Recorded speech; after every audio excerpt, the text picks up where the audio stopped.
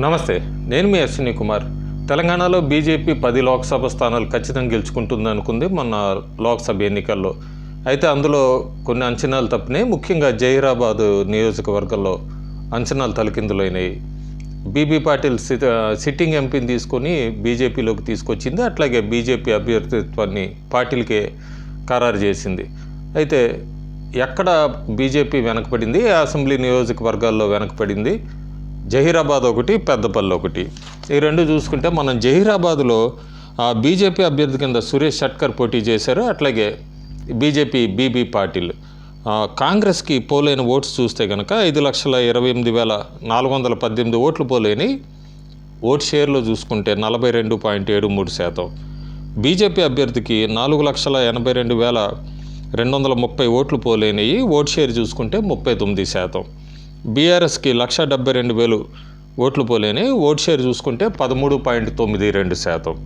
కాంగ్రెస్ గెలిచింది అక్కడ 48,000 ఓట్లతో 46,188 ఓట్లతో గెలిచింది. ఓట్ షేర్ చూసుకుంటే 3.73% డిఫరెన్స్తో గెలిచింది. ఇంకా అసెంబ్లీ నియోజకవర్గాలు ఎక్కడెక్కడ కాంగ్రెస్కి మెజారిటీ వచ్చింది, బీజేపీకి ఎక్కడొచ్చింది? బీజేపీకి మొత్తం 7 అసెంబ్లీ సెగ్మెంట్స్లో 2 చోట్లే ఆధిక్యత వచ్చింది జహీరాబాద్కి సంబంధించి. కాంగ్రెస్ అయితే నారాయణఖేడ్లో 20,262 ఓట్ల ఆధిక్యం సాధించింది. ఆందోళనలో కూడా 16,494 ఓట్ల ఆధిక్యం కాంగ్రెస్ పార్టీకి వచ్చింది. జహీరాబాద్ టౌన్లో కూడా 35,478 కాంగ్రెస్ భారీ ఆధిక్యత సాధించింది.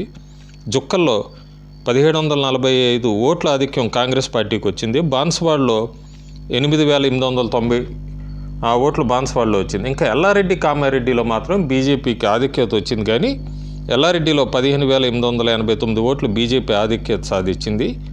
కామారెడ్డిలో 19,083 బీజేపీ ఆధిక్యత సాధించింది. కానీ ఈ 2 అసెంబ్లీ నియోజకవర్గాల్లో సాధించిన ఆధిక్యత సరిపోలేదు. జహీరాబాద్ ప్రజలందరూ కూడా లోక్సభకి సంబంధించి సురేష్ షట్కర్ కాంగ్రెస్ అభ్యర్థిగా ఓటేశారు. కాంగ్రెస్ గెలిచింది. పెద్దపల్లి లోక్సభ నియోజకవర్గం తీసుకుంటే అక్కడ కాంగ్రెస్ పార్టీ తరఫున వంశీకృష్ణ పోటీ చేశారు. బీజేపీ తరఫున శ్రీనివాస్ పోటీ చేశారు. బీఆర్ఎస్ తరఫున ఈశ్వర్ పోటీ చేశారు. పెద్దపల్లిలో యాక్చువల్గా బీజేపీకి పెద్ద బలం లేదనుకున్నారు. ఇదంతా కాంగ్రెస్ పార్టీకి ఓట్లు 4,75,587 ఓట్లు పోలేని. ఓట్ షేర్ చూసుకుంటే 43.42%. బీజేపీ అభ్యర్థి 3,44,223 ఓట్లు పోలేని. ఓట్ షేర్ చూసుకుంటే 31.43%. బీఆర్ఎస్ అభ్యర్థికి 1,93,000 ఓట్లు పోలేని. Vote share 17.65%. అయితే కాంగ్రెస్కి ఎంత ఓట్ షేర్ పెరిగింది, బీజేపీకి ఎంత ఓట్ షేర్ పెరిగింది 2019 కన్నా? ఆ నియోజకవర్గాల్లో చూస్తే కాంగ్రెస్కి 7.74% ఓట్ షేర్ పెరిగింది 2019 కన్నా. కానీ బీజేపీకి అనూహ్యంగా 2019తో పోలిస్తే పెద్దపల్లి నియోజకవర్గంలో 21.88% ఓట్ షేర్ పెరిగింది. బీఆర్ఎస్ పార్టీకి 27% ఓట్ షేర్ తగ్గింది గత ఎన్నికలతో పోలిస్తే. ఇంకా అసెంబ్లీ నియోజకవర్గాల్లో చూస్తే కనుక పెద్దపల్లిలో ఒక్క అసెంబ్లీ నియోజకవర్గంలోనే బీజేపీ ఆధిక్యత సాధించింది. పెద్దపల్లిలో కాంగ్రెస్ పార్టీ 5,325 ఓట్ల ఆధిక్యత సాధించింది. రామగుండంలో 10,131 ఓట్ల ఆధిక్యత సాధించింది. మంథనిలో మాత్రం కాంగ్రెస్ 52,357 ఓట్లు 52,957 ఓట్లు ఆధిక్యత సాధించింది. అక్కడ మంథనిలో 2వ స్థానంలో మాత్రం బీఆర్ఎస్ ఉంది. ధర్మపురి ఒక్కటే బీజేపీ ఆధిక్యత సాధించింది. ధర్మపురిలో 8,080 ఓట్ల ఆధిక్యత సాధించింది. చెన్నూరులో కాంగ్రెస్ పార్టీకి 25,000 లీడ్ వచ్చింది.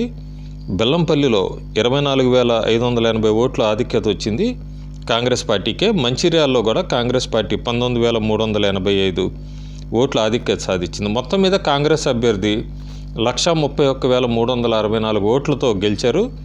ఓట్ షేర్ చూసుకుంటే 11.9%తో కాంగ్రెస్ పార్టీ, అంటే పెద్ద డిఫరెన్స్ అని చెప్పాలి. పెద్దపల్లిలో బీజేపీకి 2019 కన్నా కూడా 20% దాకా ఓట్ షేర్ పెరిగిన ఆ ఓట్ షేరు అక్కడ కాంగ్రెస్ హవాని తట్టుకుంటాం ఓడించడంలో మాత్రం సరిపోలేదు. Thank you.